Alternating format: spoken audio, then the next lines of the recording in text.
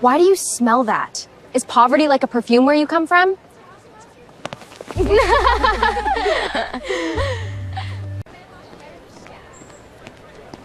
This can spar me. No.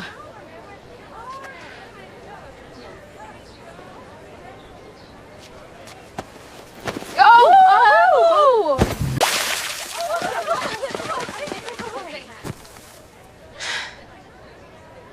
That's a better look for you, honestly.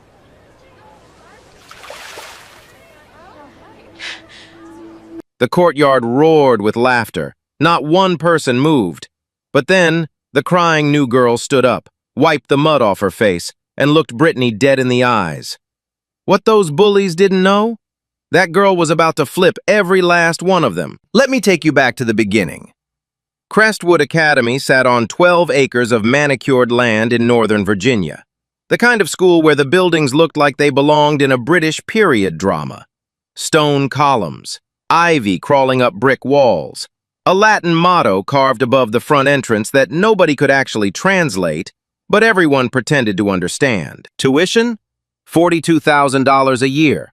And that didn't include the polo uniforms, the ski trip to Aspen, or the voluntary donation every family made at the fall gala. The student body was almost entirely white. Old money, legacy admissions, kids who got dropped off in Range Rovers and BMWs and knew each other's grandparents by first name. The few students of color who walked those halls learned one rule fast. Stay quiet, stay invisible, stay out of the way. That was the world Grace Taylor walked into on a Tuesday morning in early September. She was 16, tall for her age, natural hair pulled back in a neat puff. She carried a worn leather notebook under her arm, the kind with the elastic strap and coffee-stained pages. She wrote in it constantly, observations, feelings, conversations she overheard. It was a habit she picked up from years of being the new kid. This was her 4th school in 5 years. Her mother, Denise Taylor, dropped her off a block away from the main entrance. Not because they couldn't afford the carpool lane, not because their car wasn't nice enough, because Denise didn't want attention. See, Denise had just accepted a position as the director of the Civil Rights Division at the United States Department of Justice. The family relocated from Chicago specifically for this role. It was the kind of job that came with a security detail and a direct line to the Attorney General. But Grace didn't mention any of that. Not on the application, not in her interview, not to a single soul at Crestwood. Denise had chosen this school deliberately. The brochure said all the right things: inclusive community, diverse perspectives, character-driven education. Grace had her doubts the second she saw the parking lot. She walked through the front gate that morning carrying nothing but her notebook and a quiet kind of courage that most adults don't have. The air smelled like wet leaves and expensive cologne. Sprinklers hissed along the front lawn. A gardener trimmed hedges near the entrance and didn't look up when she passed. She paused at a bronze plaque near the gymnasium entrance. Collins Athletic Center, donated by the Collins family. She read it, stored it, kept walking. Now let's talk about Brittany Collins. Brittany arrived 7 minutes after Grace. White Range Rover. Her older brother drove. She stepped out of that car like the courtyard was her personal runway. Designer backpack, hair freshly blown out, sunglasses pushed up on her head even though the sky was overcast. Her father was Glenn Collins, real estate developer, Crestwood board member, the man who built the gym, funded the new science lab, and had the principal's personal cell phone number. Brittany inherited her father's confidence and none of his subtlety. She was charming when teachers watched, ruthless when they didn't. She spoke in a voice sweet enough to sound harmless on a recording, but sharp enough to leave scars. And she had a pattern. Last year, a biracial sophomore named Alyssa transferred out mid-semester after a months-long bullying campaign. Racist notes in her locker, social media rumors, a cruel nickname that spread through the entire junior class. Alyssa's parents filed a complaint. Principal Donald Anderson investigated. 2 days later, Glenn Collins made a phone call. The complaint disappeared. Alyssa disappeared. And Brittany never missed a single day of school. That was how Crestwood worked. Money talked, power protected, and silence was the price of admission. Now, there was one more detail about that courtyard, something nobody paid attention to on the first day of school. Mounted on the stone pillar near the main walkway just above eye level was a small security camera. Black dome, tiny red light blinking every few seconds. It recorded everything: the laughter, the shove, the mud, the tears. And Grace Taylor, the girl who noticed everything, who wrote everything down, who never forgot a face or a word. She noticed that camera the second she walked through the gate. She just didn't say anything about it. Not yet. Grace's first full day at Crestwood started with silence and ended with humiliation. Morning classes were tolerable. She sat in the back row of every room, took notes, didn't raise her hand, didn't speak unless a teacher called on her directly. In AP English, the teacher, a thin woman with reading glasses on a chain, asked the class to introduce themselves with their name and one interesting fact. When Grace said she'd moved from Chicago, a boy in the second row whispered to his friend, "Bet she knows all the dangerous neighborhoods." The friend laughed behind his hand. The teacher either didn't hear or didn't care. Grace wrote the time and the quote in her notebook. She underlined it twice. By third period, the whispers had spread. The new girl, the black girl, the one Brittany already marked on day one. Word traveled fast at Crestwood, not through hallways but through group chats, disappearing messages, and glances exchanged across classrooms. Grace felt it, that specific kind of visibility where everyone sees you but nobody looks at you. Then came lunch. The cafeteria at Crestwood didn't look like a cafeteria. It looked like a restaurant. Round tables with actual tablecloths. A salad bar with quinoa and roasted beets. Floor-to-ceiling windows overlooking the athletic fields. The smell of rosemary chicken and fresh bread drifted through the room. Grace grabbed a tray and found an empty table near the window. She opened her notebook and started writing. Brittany's table was dead center of the room. The throne. 4 chairs, but only 3 people sat there. Brittany, Megan Davis, and Haley Moore. The 4th chair stayed empty. A power move. Nobody sat there unless invited. Brittany noticed Grace within 30 seconds. She didn't lower her voice. She never did. "Oh my God, is that the same girl from this morning? The mud girl?" Megan leaned forward. "She's sitting alone. Shocking." "I mean, what did they expect?" Brittany said, loud enough for 3 surrounding tables to hear. "You can't just drop a diversity admit into this school and think she'll fit in. That's not how it works." A girl at the next table looked uncomfortable. She stared at her plate, said nothing. A boy behind Brittany smirked, also said nothing. That was the ecosystem. Brittany spoke. Everyone else performed silence. Grace didn't look up. She kept her pen moving across the page, but her hand was shaking. Just slightly. Just enough that she pressed harder than usual, and the ink bled through to the next page. She wrote the time. She wrote the words. She wrote who laughed. Lunch ended. Grace picked up her tray, dumped it, and walked out with her notebook pressed tight against her chest. Her jaw was clenched so hard her teeth ached. The hallway after lunch was where it escalated. Grace was walking toward her locker on the 2nd floor. The corridor smelled like floor polish and whiteboard markers. Her sneakers squeaked on the tile. Most students were still filtering out of the cafeteria, so the hallway was almost empty. Almost. Brittany appeared from around the corner. Megan was 2 steps behind her. They were walking fast. Fast enough that the collision didn't look accidental, but slow enough that a teacher might believe it was. Brittany's shoulder hit Grace square in the chest. Grace's books flew. Her notebook hit the tile and slid. Papers scattered across the hallway. Her schedule, a printed campus map, a handwritten list of classroom numbers.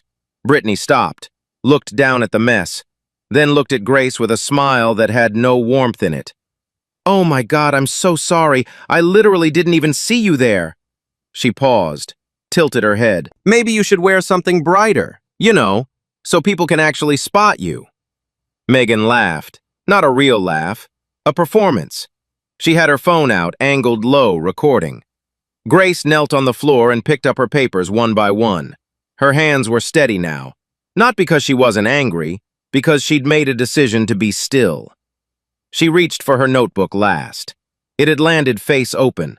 The page with today's entries was visible. The times, the quotes, the names. She closed it, tucked it under her arm, stood up, and right at that moment, a teacher walked by. Mr. Bradley, history department, gray blazer, coffee in hand. He saw Grace on her knees. He saw the papers on the floor. He saw Brittany standing over her with Megan's phone out. He made eye contact with Grace for exactly 1 second. Then he looked away, picked up his pace, turned the corner. Gone. Grace watched him leave. She memorized his face, too. That afternoon, the rain started. It came down hard during 6th period. Grace could hear it hammering against the classroom windows. By the time the final bell rang, the courtyard was soaked. Puddles sat in the low spots near the garden beds. The sky had turned the color of wet concrete. Grace walked toward the pickup area on the far side of campus. She had her phone in one hand, texting her mother. Her backpack hung from one shoulder. Her shoes were already damp. She passed the garden beds.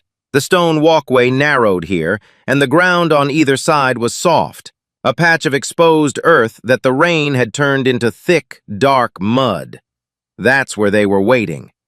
Brittany stood on the walkway, Megan on the left, Haley on the right. 3 points of a triangle. The geometry was deliberate. There was nowhere to go. "Hey, new girl!" Brittany's voice was cheerful, almost friendly. "We just wanted to welcome you properly, since we didn't really get a chance this morning."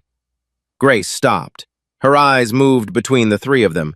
She already knew what was happening. She could feel it in her stomach, that cold, sinking weight. "I just want to go home," Grace said quietly. "Aww," Brittany pouted. "That's sweet, but we're not done talking to you yet." Haley stepped closer from the right. Megan shifted left. The gap behind Grace closed. "You know what your problem is?" Brittany said. "You walk around here like you belong, like somebody invited you, but nobody did." She stepped forward, close, too close. "You got in on a quota. Everyone knows it. You're here because some committee somewhere felt guilty, not because you earned it, not because you deserve it." Grace's lip trembled, her eyes burned, but she held Brittany's gaze. "That's not true," she said. Brittany smiled, slow and cold. "Yeah? Then why are you crying?" She put both hands on Grace's shoulders and shoved. Grace stumbled backward off the walkway. Her feet hit the mud. Her balance broke. She went down, hard. Her back hit the wet earth first, then her elbows, then her palms. Mud splashed across her uniform, her neck, her face. Her notebook landed in a puddle and soaked through instantly. The sound she made wasn't a scream. It was a gasp, the kind that gets stuck between your chest and your throat. 20 students watched from the covered walkway. Some had their phones out recording. Others just stood there, frozen, uncomfortable, looking at each other for permission to do something. Nobody moved. Brittany looked down at Grace like she was examining something unpleasant on the bottom of her shoe. "See? That's where you belong." More laughter. Not from everyone, but enough. Grace sat in the mud for 5 full seconds. Rain on her face, tears mixing with the dirt, her ruined notebook beside her. Then she did something none of them expected. She stood up, slowly, deliberately, mud dripping from her blazer. She picked up her notebook. She wiped her face with the back of her sleeve, one long, steady stroke across her cheek. And she looked at Brittany Collins with an expression that wasn't anger, wasn't sadness. It was memory. She was recording every face, every laugh, every phone held up, every person who did nothing. She didn't say a word. She turned around and walked away. Mud in her hair, mud on her shoes, back straight, head level. Brittany watched her go and felt nothing. Megan put her phone away. Haley checked her lipstick in a compact mirror. None of them noticed the security camera above the courtyard pillar. Its red light blinked once, then again, then again. And none of them knew that in 45 minutes, Grace Taylor would walk through her front door covered in mud, hand her mother a list of names, and set something in motion that none of them, not Brittany, not Glenn Collins, not Principal Anderson, could stop. Grace walked through the front door at 4:17 p.m. Denise Taylor was in the kitchen, laptop open, reading glasses on, reviewing case files from her first week at the DOJ. A mug of chamomile tea sat beside her, still full, still steaming. The house smelled like lemon cleaner and fresh laundry. She looked up when the door opened, and then she stopped breathing. Her daughter stood in the hallway. Mud caked across her blazer, mud in her hair, mud drying on her cheeks in streaks that followed the path of her tears. Her notebook, the one she carried everywhere, the one Denise gave her on her 13th birthday, hung from her hand, dripping brown water onto the hardwood floor. Denise didn't gasp, didn't yell, didn't rush over with a towel. She closed her laptop, took off her glasses, folded her hands on the table. "Tell me everything." Grace sat down across from her mother. She didn't change clothes first. She didn't wash her face. She sat in the kitchen chair with mud still on her skin and told her mother every single thing. The courtyard remark, the cafeteria comments, the hallway collision, Megan's phone recording, the teacher who looked away, the shove, the mud, the laughter, the names. She opened her notebook to the pages that weren't ruined. She'd written it all. Times, quotes, descriptions, locations. Denise listened without interrupting. Not once. Her face didn't change. But her right hand, resting flat on the table, had gone completely rigid. Her knuckles pressed white against the wood. When Grace finished, Denise asked one question. "Were there cameras in the courtyard?" Grace nodded. Denise picked up her phone. She didn't call the school. She didn't call the principal. She didn't call the parent hotline listed on the Crestwood website. She called her former colleague at the FBI's Civil Rights Unit. The conversation lasted 4 minutes. Grace couldn't hear the other end, but she heard her mother say 3 things clearly. Pattern of conduct, student witnesses, preserved surveillance. When Denise hung up, she looked at her daughter. "Go shower, eat something, then write down every name you remember, every single one." Grace nodded and walked upstairs. She paused on the 3rd step. "Mom, are you going to call the school?" Denise's expression didn't change. "Not yet." The next morning, Denise called Principal Donald Anderson. But this wasn't an emotional phone call from an upset parent. This was a formal request. She identified herself as Grace Taylor's mother. She requested a meeting to discuss a physical assault on school grounds. She used that word specifically. Assault. Not bullying, not conflict. Assault. Anderson's voice shifted immediately. Friendly, but controlled. Managing. "Mrs. Taylor, I appreciate you reaching out. We take every concern seriously here at Crestwood." He paused. She could hear him choosing his words. "That said, kids this age, you know how they are. It's the first week. Emotions run high. I'm sure we can sort this out with a conversation between the girls." "My daughter was physically pushed to the ground in front of witnesses," Denise said. "There's security footage." Another pause, longer this time. "I understand your concern. We'll certainly look into it, but I want to assure you, Crestwood has a long-standing culture of respect. I'm sure this was a misunderstanding." A misunderstanding. These things often look worse than they are. Both sides usually have a part in it. Denise let the silence stretch for 3 seconds. Then she said, "I'd like a formal meeting this week. I'd also like a copy of the school's anti-bullying and anti-discrimination policies." "Of course, I'll have my assistant send those over." They never arrived. What Anderson did instead was hang up the phone and immediately call Glenn Collins. "Glenn, heads up. The new student's mother is making noise about the courtyard incident. Sounds like she wants to escalate." Glenn Collins was in his office. Mahogany desk. A view of the Potomac through floor-to-ceiling windows. He leaned back in his leather chair and laughed. "Are you serious? Some new kid can't handle a little teasing and her mother wants a meeting? Tell her we'll look into it and move on. This is Crestwood, Don, not a daycare." She mentioned the security cameras. A beat of silence. "Then make sure the footage goes through the normal retention cycle," Glenn said. 30 days, right? Just let it expire." "Glenn, I don't know if..." "Don, I built that gym. I funded your parking lot renovation. My daughter is not getting written up because some transfer student can't take a joke. Handle it." Anderson hung up. He opened his desk drawer, took out a bottle of antacid, and chewed 3 tablets. He didn't know that Denise had recorded the entire phone call. Virginia is a one-party consent state. She only needed her own permission. At school, the message was clear. Nothing happened. No consequences. No meeting. No email. Nothing. And Brittany Collins received that message like a green light. Within 3 days, the attacks escalated. Monday. Grace opened her locker and found a drawing taped to the inside of the door. A crude caricature with exaggerated features. Dark skin colored in with brown marker. Lips drawn oversized. The word quota written in red underneath. Grace's hands trembled when she peeled it off. She didn't crumple it. She put it in a plastic sleeve and slid it into her notebook. Tuesday. Grace's gym clothes disappeared from her locker during 4th period. She found them 40 minutes later, stuffed inside a toilet in the girls' bathroom, soaking wet, unwearable. She photographed them before touching anything. Timestamp visible on her phone screen. Wednesday. A screenshot circulated through the junior class group chat. Brittany had written a message referring to Grace using a racial slur. Not coded, not abbreviated, the full word. Followed by a laughing emoji and the sentence, "Can't believe they actually let her stay."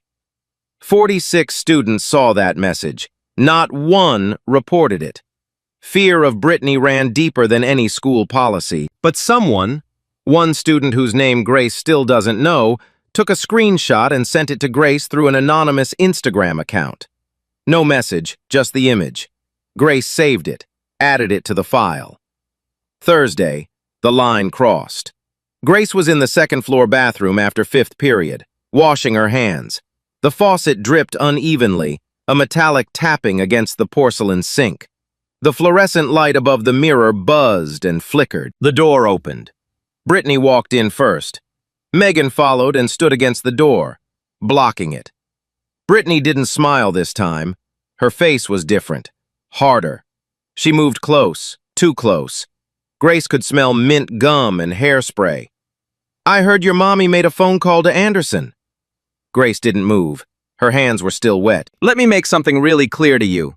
Brittany's voice was low, almost a whisper. "My dad built half this school.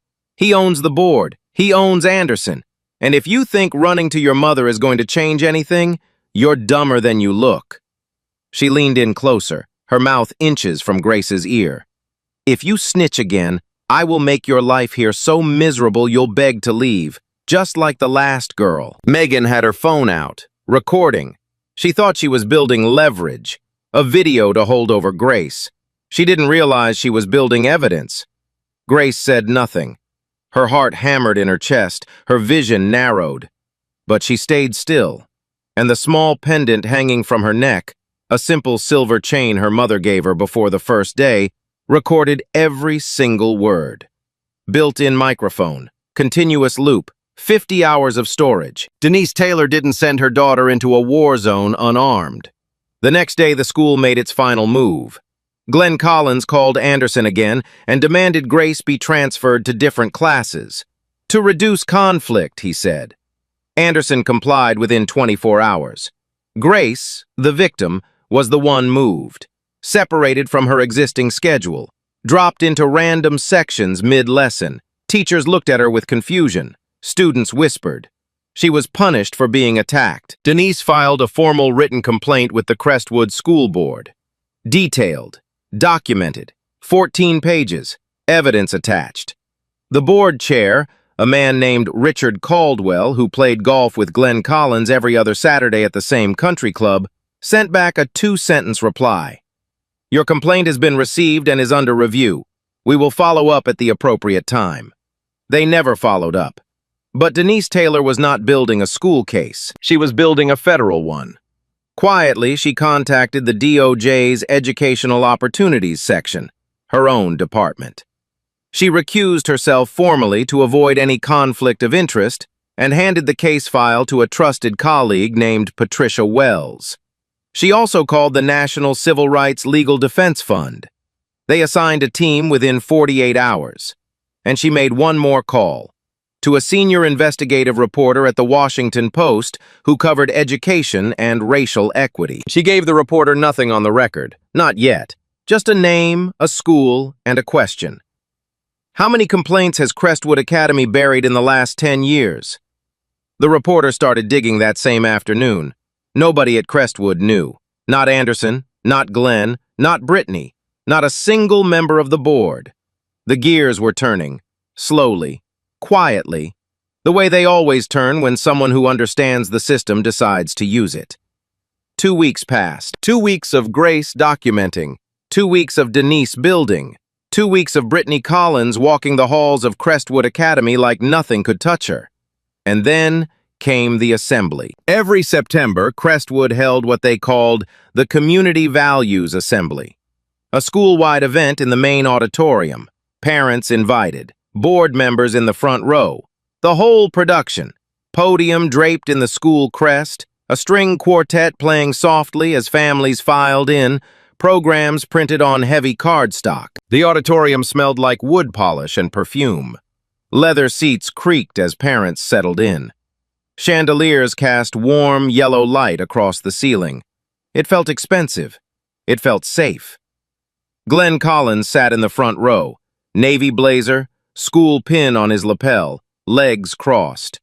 He shook hands with 3 different parents before the lights dimmed. His daughter sat 2 rows behind him with Megan and Haley, whispering and scrolling through their phones. Principal Anderson took the podium at exactly 10 a.m. He adjusted the microphone, cleared his throat, smiled the way people smile when they've rehearsed. Good morning, Crestwood family. Welcome to our annual Community Values Assembly. Today we celebrate what makes this institution exceptional, our commitment to character, to excellence, and above all, to inclusion. He paused for applause. He got it. At Crestwood, every student is valued, every voice matters, and every family is part of something bigger than themselves. More applause. Glenn Collins clapped the loudest. Anderson continued for 6 more minutes. Words like integrity and belonging floated through the auditorium like helium balloons. Pretty, weightless, empty. Then the back doors opened. Not loudly, not dramatically, just opened. 2 people walked in, a man and a woman, both in dark suits, both carrying leather folders, both wearing credentials on lanyards around their necks. They didn't sit down. They walked straight down the center aisle. The string quartet stopped playing, heads turned, murmurs rippled through the rows. Anderson saw them from the podium. His smile froze. The woman reached the front of the auditorium and spoke clearly. No microphone needed. Her voice carried. Principal Anderson, my name is Special Agent Diane Crawford, and this is Agent Thomas Bennett. We're with the United States Department of Justice, Civil Rights Division. The auditorium went dead silent. Not quiet, silent. The kind of silence that presses against your eardrums. We are here to deliver formal notice that Crestwood Academy is under federal investigation for systemic racial discrimination, targeted harassment of students of color, and deliberate institutional failure to enforce civil rights protections. She placed a document on the podium in front of Anderson. He didn't touch it. His hands gripped the edges of the podium like it was the only thing keeping him upright. Glenn Collins was on his feet before the agent finished her sentence. This is outrageous. This is absolutely outrageous. His voice boomed across the auditorium. His face was red. A vein pulsed visibly on his temple. Who authorized this? On what grounds? I am a board member of this institution and I was not consulted. Agent Crawford turned to face him. Her expression didn't change. The investigation was initiated following a formal referral supported by documented evidence. The referring party's identity is protected under federal procedure. The evidence was reviewed and approved by the director of the Civil Rights Division. Glenn's jaw tightened. He looked at Anderson. Anderson looked at the floor. And who, Glenn said slowly, each word heavy with contempt, is the director of the Civil Rights Division. The auditorium doors opened one more time. Denise Taylor walked in. She wore a charcoal gray suit, DOJ credential on a lanyard around her neck, hair pulled back. heels clicking against the hardwood floor with a rhythm that sounded like a countdown. She didn't rush. She didn't look at Glenn Collins. She didn't look at Anderson. She didn't look at Brittany or Megan or Haley. She walked down the center aisle, past the agents, and sat down in an empty seat in the third row, right next to Grace. Grace looked at her mother, and for the first time since she walked through the gates of Crestwood Academy, she smiled. The murmurs exploded. Parents turned to each other. Students craned their necks. Phones came out despite the no-phone policy. Brittany Collins stared at Grace from 2 rows back. The color drained from her face like water emptying from a sink. Her lips parted, but no sound came out. Megan grabbed Brittany's arm. "Wait, that's her mom?" Agent Crawford spoke again. "We have obtained and preserved the following evidence. Security camera footage from the main courtyard dated September 3rd. Multiple student-recorded videos of physical assault and verbal harassment. Screenshots of a junior class group chat containing racial slurs directed at a student. And an audio recording captured on September 11th documenting a direct verbal threat made inside the school." She let each item land separately. Each one hit the room like a stone dropping into still water. Anderson's hand trembled against the podium. Glenn Collins reached into his jacket pocket and pulled out his phone. His fingers moved fast, calling his lawyer. But the room wasn't watching Glenn anymore. The room was watching Grace Taylor, the girl who was pushed into the mud. The girl who was called a charity case. The girl whose gym clothes were stuffed in a toilet. The girl who was told she didn't belong. She sat beside her mother, back straight, hands folded in her lap, eyes clear. She didn't say a word. She didn't have to. The silence that once made her invisible now made her untouchable. The assembly ended in chaos. Not the loud kind, the suffocating kind. The kind where nobody knows what to say, so they say everything at once in whispers. Parents clutched their programs like shields. Students sat frozen in their seats. The string quartet never played another note. Principal Anderson was escorted to his office by Agent Bennett within 10 minutes of the announcement. The door closed behind them. Through the frosted glass, parents walking past could see Anderson sitting with his head in his hands, while the agent laid documents across his desk one by one. By noon, Anderson was placed on administrative leave. His recorded phone call, the one where he dismissed Denise's complaint and immediately tipped off Glenn Collins, was already part of the federal evidence file. He'd told Glenn to let the security footage expire. He'd called a mother's report of assault a misunderstanding. He never returned to that office again. The 3 girls were next. Brittany, Megan, and Haley were pulled from their classes before lunch, one at a time. Each walked into the front office and found their parents already sitting there, called in by the interim administration. The room smelled like stale coffee and panic. All 3 were immediately suspended pending formal expulsion hearings. Brittany's reaction was the loudest. She stood in the office and looked at her father, who had driven straight from the auditorium. His tie was loose, his face still red. He was on his 4th phone call with his attorney. "Daddy, do something," Brittany said. Her voice cracked. Not from remorse, from disbelief. She had never been on this side of a consequence before. The ground beneath her had always been solid, bought and paid for. Now it was crumbling. Glenn put his hand over the phone. "Not now, Brittany." She sat down. Her leg bounced. She picked at her cuticles until they bled. Megan Davis broke within the first 15 minutes. Tears, hyperventilating. She turned on Brittany so fast it was almost comical, if any of it had been funny. "It was her idea. Everything was her idea. I just went along with it. I didn't want to be on her bad side. You don't understand. If you say no to Brittany, she comes for you next." Her mother sat beside her, white-faced, saying nothing. Haley Moore's parents hired a lawyer before the suspension letter was even printed. They arrived with a legal pad and a demand for due process. The lawyer used words like disproportionate and rush to judgment. Nobody used the word innocent. Then came the moment the narrator wants you to see clearly. That afternoon, as Grace walked through the main corridor toward her mother's car, Brittany spotted her from the front office. The glass door was propped open. Parents and administrators filled the hallway. Dozens of eyes watched. Brittany stood up. She walked toward Grace. Her suspended status meant she wasn't supposed to be in the hallway, but nobody stopped her. Not yet. Grace! Grace, wait! Grace stopped. She turned around. Brittany's face was blotchy. Mascara smudged under her eyes. Her voice was high and thin. The performance voice. The one she used when adults were watching. I'm sorry, okay? I'm really sorry. I didn't mean for it to go this far. It was stupid. I was being stupid. Can we talk about this? Grace looked at her. She didn't blink. She didn't soften. She didn't nod. She looked at Brittany Collins the same way she looked at her from the mud. With memory. With absolute clarity. With the quiet understanding that an apology performed for an audience is not an apology at all. Then she turned around and walked away. No words, no dramatic speech, just the sound of her shoes on the tile floor, steady and even, growing quieter until she pushed through the front door and stepped into the afternoon sunlight. Brittany stood in the hallway with her arms at her sides.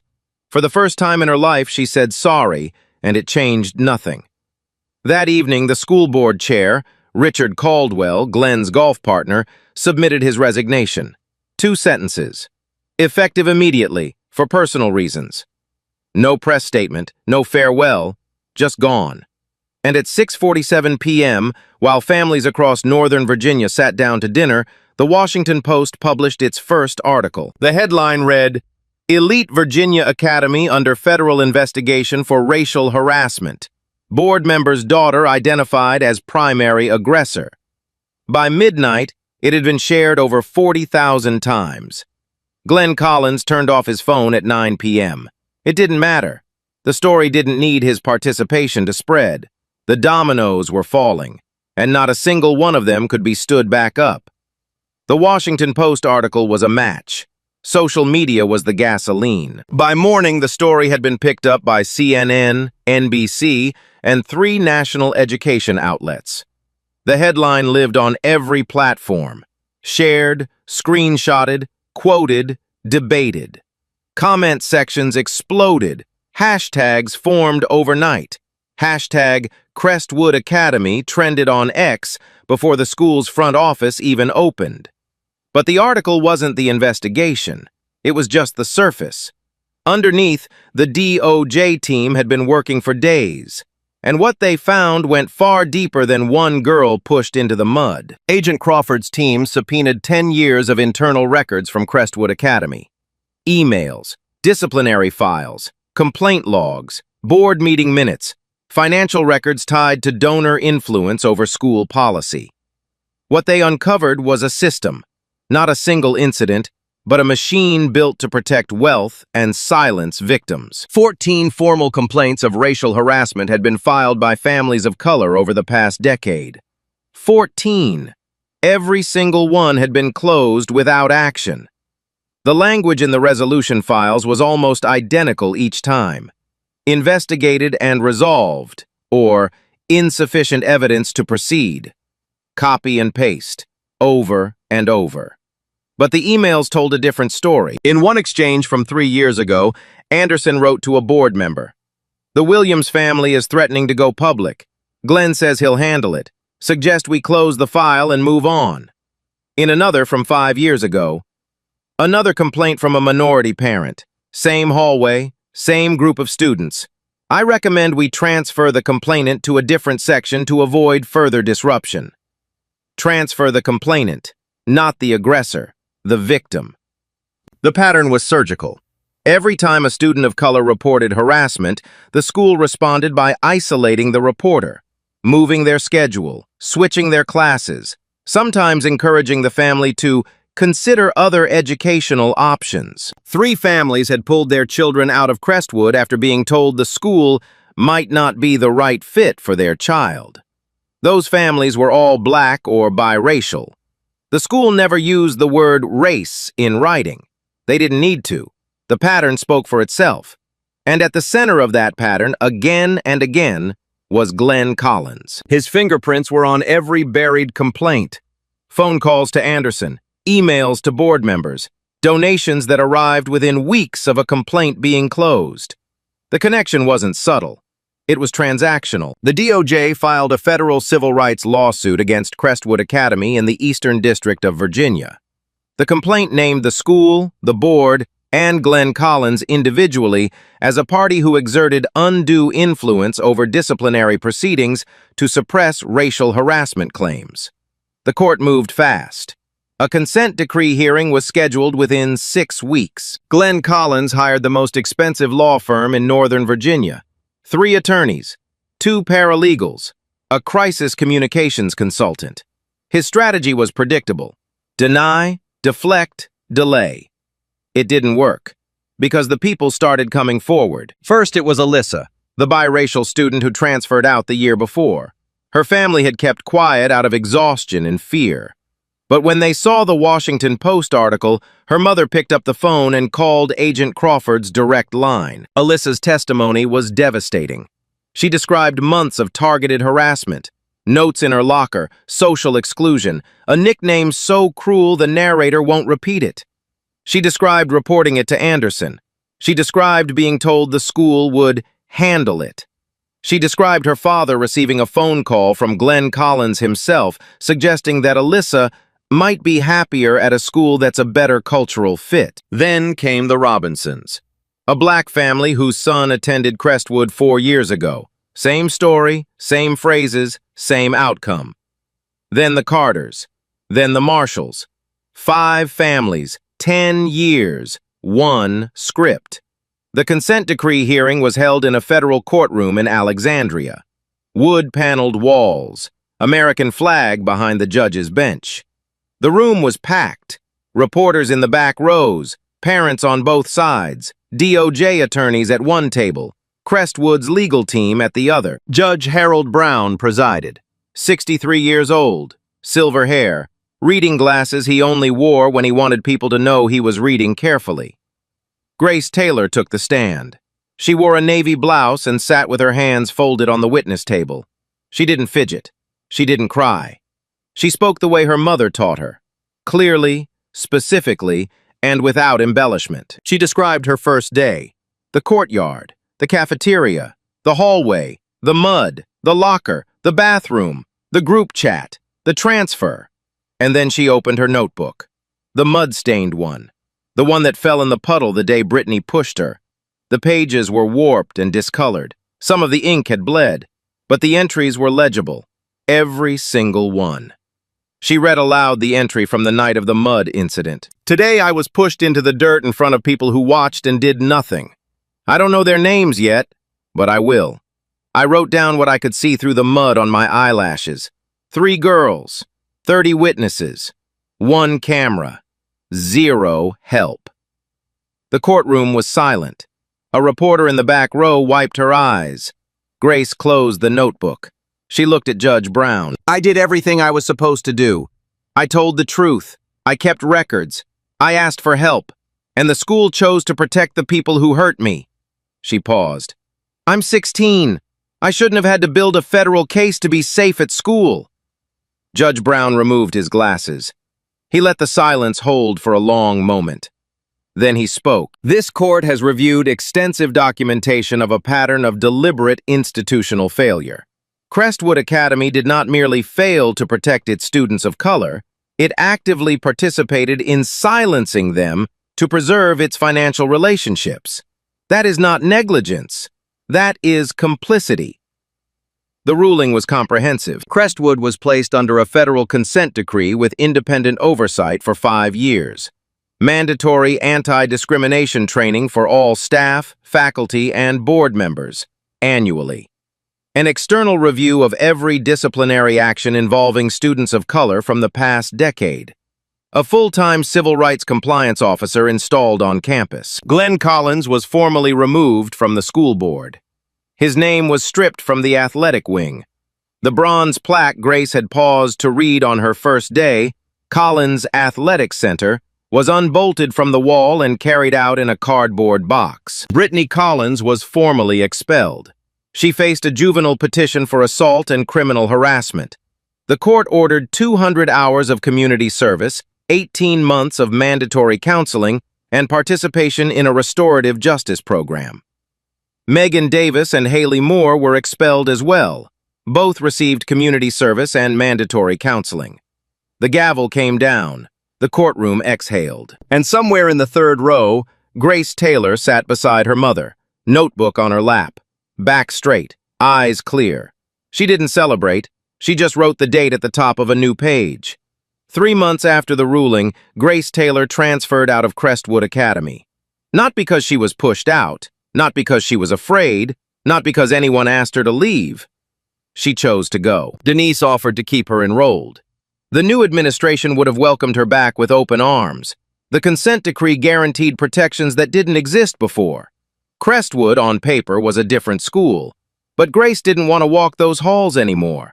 Not because of the memories, she carried those in her notebook regardless of where she went, but because she wanted to start fresh somewhere that didn't need a federal court order to treat her like a human being. She enrolled at Westfield High, a public school 15 minutes from their house. Brick building, metal detectors at the front door, no string quartet, no quinoa at lunch. The hallways smelled like floor wax and rubber sneakers. Grace loved it. Within her first month, she started a student advocacy group called The Record. The name came from her notebook, the act of writing things down, of refusing to let moments disappear. The group met every Thursday after school in a borrowed classroom. Any student who had experienced bullying, discrimination, or harassment could come. They didn't have to share. They just had to show up. By December, The Record had 31 members. They created a resource guide for students who wanted to file complaints. They partnered with a local civil rights nonprofit to run workshops on documentation, how to screenshot, how to save messages, how to write a timeline. Grace still carried the mud-stained notebook. She never replaced it. The pages were warped. The cover was discolored. Some entries were barely readable through the water damage. She kept it on purpose. "It reminds me that the worst day can become the most important day," she told a local reporter who covered the Record's launch. "I don't want to forget what it felt like, because if I forget, I stop fighting." Denise Taylor was profiled in a national magazine that winter. The article focused on her dual role, a mother who watched her daughter come home covered in mud, and a federal official who knew exactly how to turn pain into precedent. When the interviewer asked how she felt about the outcome, Denise shrugged. "I just taught my daughter to document everything. She did the rest." Now, Brittany. The narrator isn't going to pretend she became a different person overnight. That's not how it works. Counseling takes time. Accountability takes longer. But 6 months into her mandated program, Brittany wrote Grace a letter. Not an email, not a text, a handwritten letter on plain white paper. No audience, no cameras, no performance. The contents of that letter are private. Grace never shared them publicly. She never confirmed whether she read it or not. But the narrator will say this: the letter wasn't sent from the same girl who stood in that courtyard. Whether that change lasts is something only time will answer. But the fact that it was written in silence, without witnesses, without anything to gain, that means something. Accountability, when it's real, doesn't need an audience. Crestwood Academy reopened in January under the federal consent decree. The new principal was Dr. Evelyn Moore, a black woman recruited from a public school district in Maryland known nationally for equity-focused leadership. Her first act was to commission a student-designed mural for the courtyard, the same courtyard where Grace fell in the mud, the same spot where 30 students watched and nobody moved. The mural took 2 months to complete. 12 students painted it. The design showed hands of different colors lifting each other upward. Beneath the image, in clean black letters, was a single line: "Dignity is not a privilege. It is a right." Grace didn't paint any of it. She wasn't at Crestwood anymore, but she came back for the unveiling. She stood at the edge of the courtyard with her notebook under her arm and looked at the wall for a long time. She didn't say anything. She just wrote the date. "So I want to ask you something, and I want you to be honest with yourself. If you were standing in that courtyard, one of those 30 students watching a girl get shoved into the mud, what would you have done? Would you have helped her up? Would you have said something? Or would you have looked away and kept walking? Tell me in the comments. I mean it. I want to know. And if this story hit you the way it hit me, Share it. Send it to someone who needs to hear it. Someone who's been that kid. Someone who's been in that courtyard. Like, subscribe. I'll see you in the next one. But before you go, remember this. Sometimes the quietest person in the room is the one building the strongest case. Don't mistake silence for weakness. Ever.